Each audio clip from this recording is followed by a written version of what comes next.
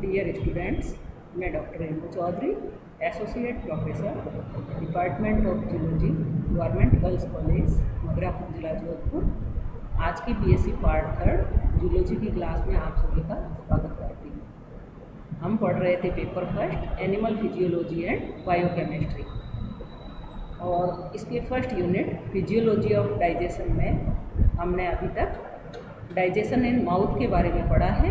आज हम पढ़ेंगे डाइजेशन इन स्टमक।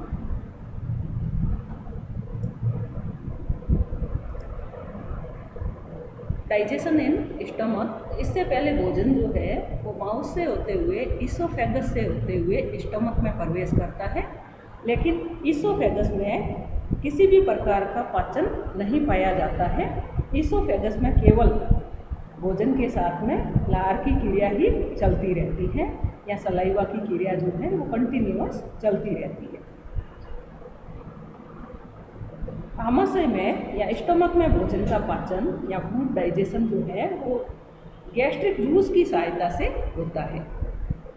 यहाँ पर गैस्ट्रिक सिक्रीशन जो है वो किस किस कारण से होता है उसकी फेजेज के बारे में बताया गया है। तो 3 फेजेज बताई गई हैं गैस्ट्रिक सिक्रीशन के लिए। फर्स्ट है सिफेलिक फेज, सेकंड है गैस्ट्रिक फेज एंड थर्ड है इंटेस्टाइनल फेज। तो इसमें से फर्स्ट है, सबसे पहली है सिफेलिक फेज। यह जठर रस के स्राव की फर्स्ट स्टेज है, यानी गैस्ट्रिक जूस सिक्रीशन की पहली अवस्था है। भोजन को देखने के पश्चात, यानी कि जब आंखों से भोजन को देखते हैं तो देखने की प्रतिवर्ती क्रिया के द्वारा कुछ मात्रा में आमाशय में गैस्ट्रिक जूस का सिक्रीशन शुरू हो जाता है। तो यहाँ पर लिखा है cephalic phase via vagus. Vagus तंत्रिका की सहायता से इसकी सूचना मस्तिष्क तक जाती है और इसके कारण कुछ मात्रा में गैस्ट्रिक जूस का सिक्रीशन शुरू होता है। सेकंड फेज है गैस्ट्रिक फेज। यह गैस्ट्रिक जूस के सिक्रीशन की मुख्य अवस्था है और इस अवस्था में सर्वाधिक गैस्ट्रिक जूस का सिक्रीशन होता है। तो गैस्ट्रिक फेज में ही सबसे अधिक मात्रा में गैस्ट्रिक जूस का या जठर रस का स्रावण होता है। जैसे ही भोजन आमाशय में प्रवेश करता है, स्टमक में एंटर होता है, तो यह आमाशय के फंडिक भाग से टकराता है। टकराने की प्रतिक्रिया से कुछ मात्रा में गैस्ट्रिक जूस का सिक्रीशन होता है। गैस्ट्रिक जूस आमाशय में कर्माकुंचन तरंग गतियों को प्रेरित करता है, यानी पेरिस्टाल्सिस की क्रिया होती है, और पेरिस्टाल्सिस के कारण या कर्माकुंचन के कारण भोजन के कण आमाशय की दीवार से रगड़ खाते हैं। इस क्रिया में आमाशय की जी सेल्स जो है, गैस्ट्रिक सेल्स जो है वो प्रेरित हो जाती है और गैस्ट्रियन हार्मोन का सिक्रीशन करती है। यह हार्मोन गैस्ट्रिक ग्लैंड्स को गैस्ट्रिक जूस के सिक्रीशन के लिए प्रबल रूप से प्रेरित करता है, जिससे अधिक मात्रा में गैस्ट्रिक जूस का सिक्रीशन होता है। गैस्ट्रिक जूस भूख की इच्छा को प्रेरित करता है, इंड्यूस करता है। कुछ पेय पदार्थ भी गैस्ट्रिक जूस के सिक्रीशन को प्रेरित करते हैं, जैसे कि मांसाहारी सूप, शाकाहारी सूप, अल्कोहल, कैफीन, हिस्टामिन। ये पेय पदार्थ गैस्ट्रिक जूस को भूख का रस भी कहते हैं। तो इन पेय पदार्थों को और गैस्ट्रिक जूस को भूख का रस यानी जूस ऑफ हंगर भी कहते हैं। जैसे कि यहाँ पर चित्र में दिखाया गया है, गैस्ट्रिक फेज में लोकल नर्वस सिक्रीटरी रिफ्लेक्सेज, यहाँ पर लोकल रिफ्लेक्सेज भी होते हैं, और वेगल रिफ्लेक्सेज जैसा कि भोजन को देखने पर होता है, और गैस्ट्रिन हिस्टामिन स्टिमुलेशन, तो यहाँ पर जठर ग्रंथियों को जी सेल्स जो हैं वो जठर रस के स्रावण के लिए प्रेरित करती हैं। तो इस प्रकार से गैस्ट्रिक फेज की क्रिया जो है वो 3 प्रकार से पूर्ण होती है। लोकल नर्वस सिक्रीटरी रिफ्लेक्सेज के कारण, वेगल रिफ्लेक्सेज के कारण, और गैस्ट्रिन हिस्टामिन स्टिमुलेशन के कारण होती है। थर्ड है टाइप इंटेस्टाइनल फेज, जिसमें कि नर्वस और हार्मोनल मैकेनिज्म दोनों ही काम करते हैं। जब भोजन शेषांत्र के अंतिम भाग में पहुंचता है, यानी कि जो इंटेस्टाइन के अंतिम भाग में पहुंचता है, तो वहाँ की दीवार से एक विशेष प्रकार का रासायनिक पदार्थ स्रावित होता है, जिसकी प्रकृति हिस्टामिन तथा गैस्ट्रिन के समान पाई जाती है। यह पदार्थ ब्लड सर्कुलेशन द्वारा स्टमक में पहुंच करके गैस्ट्रिक जूस के सिक्रीशन को बढ़ाता है। इसका वास्तविक कारण अभी तक अज्ञात है, परंतु यह अवस्था खाना खाने के 8 से 10 घंटे बाद में प्रारंभ होती है। तो इस प्रकार से इंटेस्टाइनल फेज में नर्वस मैकेनिज्म और हार्मोनल मैकेनिज्म के द्वारा गैस्ट्रिक जूस का सिक्रीशन किया जाता है, और यह स्मॉल इंटेस्टाइन के अंतिम भाग में भोजन के पहुंचने के फलस्वरूप होता है। जैसा कि यहाँ पर चित्र में दिखाया गया है, स्मॉल इंटेस्टाइन से सर्कुलेटरी सिस्टम की सहायता से यह स्टमक में पहुंचता है। फर्स्ट में भोजन को देखने के द्वारा, वेगस तंत्रिका के द्वारा, सेकंड में भोजन के आमाशय में पहुंचने पर, जब भोजन आमाशय में पहुंचता है उसके द्वारा, तो लोकल नर्व प्लेक्सस, सेकंड है वेगल रिफ्लेक्सेज, थर्ड है सिक्रेटरी फाइबर्स, जो कि गैस्ट्रिन हिस्टामिन स्टिमुलेशन का काम करते हैं। नेक्स्ट है इसमें गैस्ट्रिक ग्लैंड्स इन स्टमक। आमाशय में कौन कौन सी गैस्ट्रिक ग्लैंड्स पाई जाती हैं या कौन कौन सी जठर ग्रंथियाँ पाई जाती है। तो आमाशय में मुख्य रूप से 3 प्रकार की गैस्ट्रिक ग्लैंड्स पाई जाती हैं। ये है cardiac glands, fundic glands and pyloric glands. जैसा कि यहाँ पर चित्र में दिखाया गया है, cardiac, pyloric and fundic glands. तो सबसे पहले हैं, क्योंकि स्टमक के भी 4 भागों में से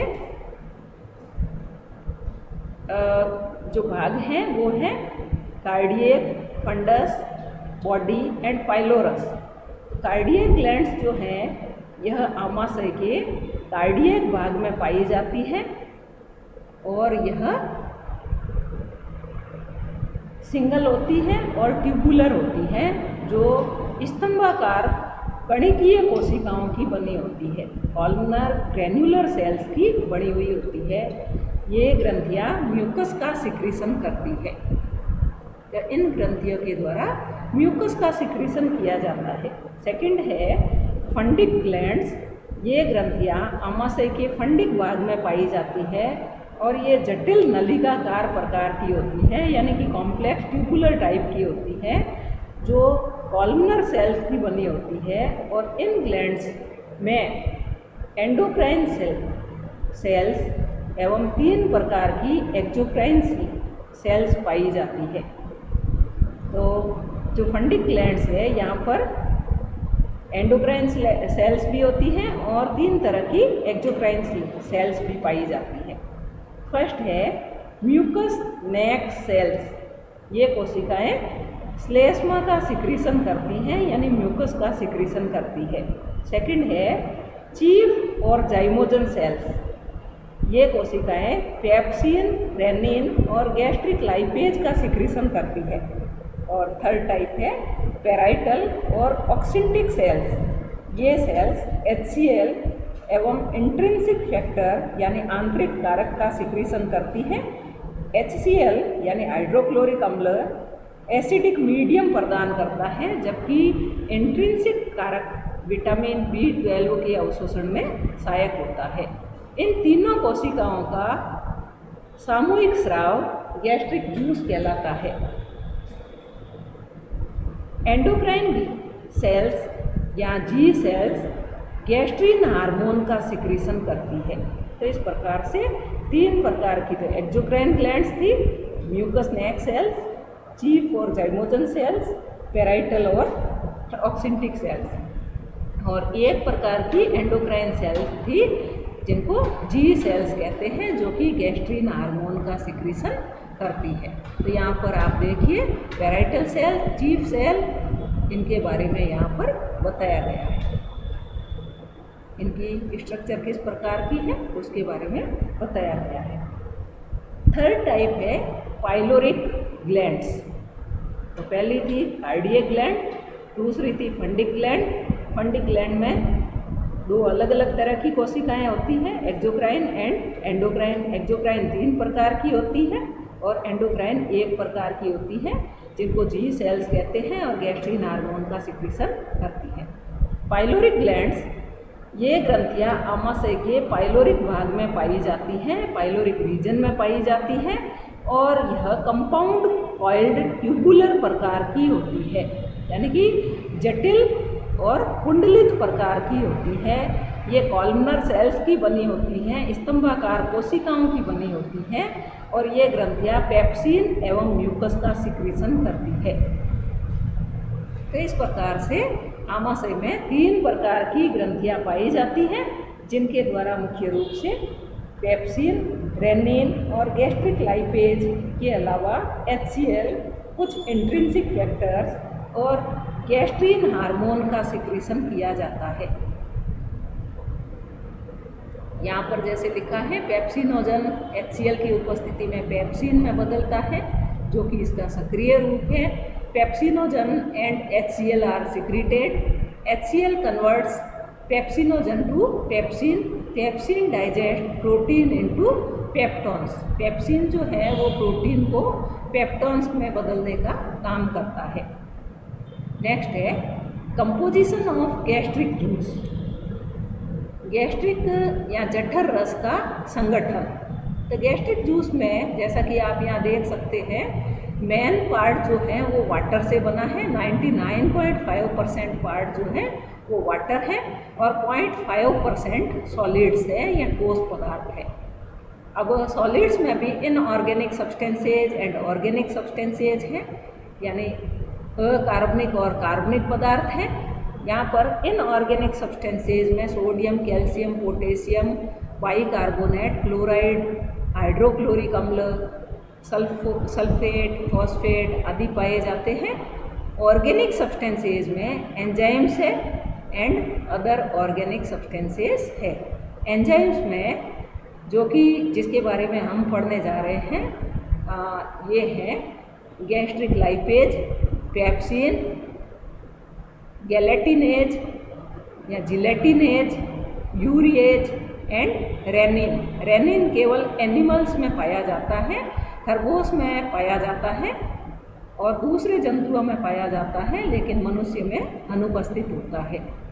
अदर ऑर्गेनिक सब्सटेंसेज में म्यूकस एंड इंट्रिंसिक फैक्टर यानी आंतरिक कारक पाया जाता है। नेक्स्ट है फंक्शंस ऑफ HCl या HCl के क्या कार्य है। तो यहाँ पर HCl के जो मुख्य काम है, या हाइड्रोक्लोरिक अम्ल जो कि आमाशय के द्वारा स्रावित होता है, इसका मुख्य कार्य है it is antiseptic and kills almost all the germs entering with food. भोजन के साथ में प्रवेश करने वाले लगभग सभी प्रकार के सूक्ष्म जीवों को यह नष्ट करता है। It activates pepsinogen to pepsin. अभी हमने पीछे पढ़ा था कि पेप्सिनोजन जो है वो इनएक्टिव फॉर्म में होता है, जिसको HCl एक्टिव फॉर्म यानी पेप्सिन में कन्वर्ट करता है और पेप्सिन प्रोटीन डाइजेशन में या प्रोटीन के पाचन में मदद करता है। HCl inhibits gastrin secretion. Gastrin hormone के स्रावण को यह कम करता है। In duodenum it stimulates secretion of secretin. ग्रहणी वाले भाग में या ड्यूडिनम वाले भाग में यह सिक्रीटिन के स्रावण को उत्तेजित करता है या उद्दीप्त करता है। It causes hydrolysis of some food stuff like cane sugar. गन्ने में पाई जाने वाली शक्कर या शर्करा को यह हाइड्रोलिसिस करता है या उसका जल अपघटन करता है। इसके अलावा यह टाइलिन की क्रिया को रोकता है। यह भोजन के माध्यम को अम्लीय बनाता है। यह भोजन के कठोर भागों को गला करके सरल भाग में बदलता है। और एक मैंने अभी आपको बताया था कि पेप्सिनोजन को यह पेप्सिन में कन्वर्ट करता है, जो कि प्रोटीन पाचन का काम करता है। और पेप्टाइड्स जो है एंजाइम को के पेप्टाइड बॉन्ड को तोड़ता है। इस प्रकार से यह जो है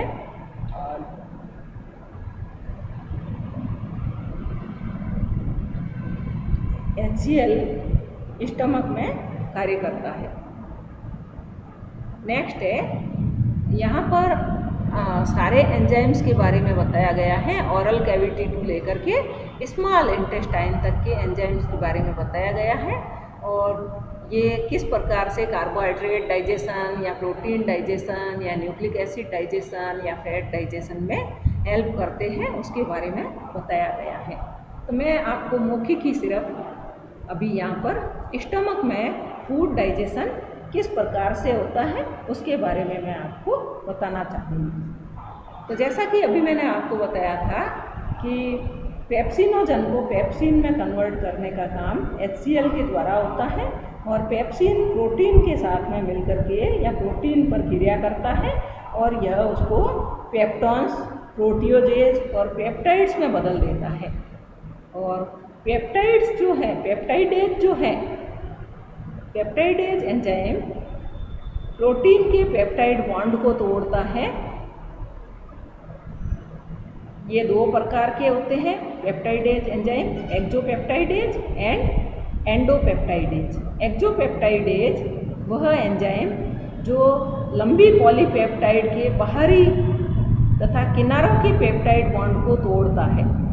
तो यह उसके एक्सटर्नल साइड्स के, एक्सो जैसा कि नाम से ही पता है, उसके एक्सटीरियर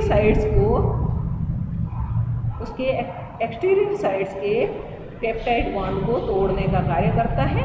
इसको एक्सोपेप्टिडेज कहते हैं, और इस क्रिया में एमिनो एसिड्स का फॉर्मेशन होता है या एमिनो एसिड्स बनते हैं। एंडोपेप्टिडेज, यह पेप्टिडेज जो लंबी पॉलीपेप्टाइड्स को छोटी छोटी पॉलीपेप्टाइड्स में बदलता है, एंडोपेप्टिडेज कहलाता है। छोटी पॉलीपेप्टाइड्स को पेप्टॉन्स, प्रोटियोजेज और पेप्टाइड्स कहते हैं।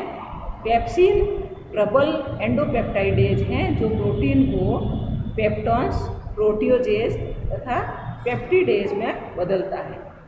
दूसरा, रेनिन के बारे में जैसा कि अभी मैंने कहा था कि मनुष्य में एब्सेंट होता है, लेकिन खरगोश और अन्य जीवों में यह पाया जाता है। तो रेनिन भी प्रोरेनिन के रूप में पाया जाता है, जो HCl की सहायता से एक्टिव फॉर्म यानी रेनिन में बदलता है, और यह कैसिनोजन यानी दूध प्रोटीन पर क्रिया करता है, मिल्क प्रोटीन पर क्रिया करता है और उसको कैसीन में कन्वर्ट करता है। कैसीन कैल्शियम आयन के साथ में क्रिया करता है और कैल्शियम पैराकैसिनेट बनाता है, जिससे कि दूध का थक्का बनता है। रैबिट के शिशु अवस्था में ही रेनिन पाया जाता है, जबकि एडल्ट रैबिट में रेनिन एब्सेंट होता है, क्योंकि वह वयस्क अवस्था में दूध पीना बंद कर देता है।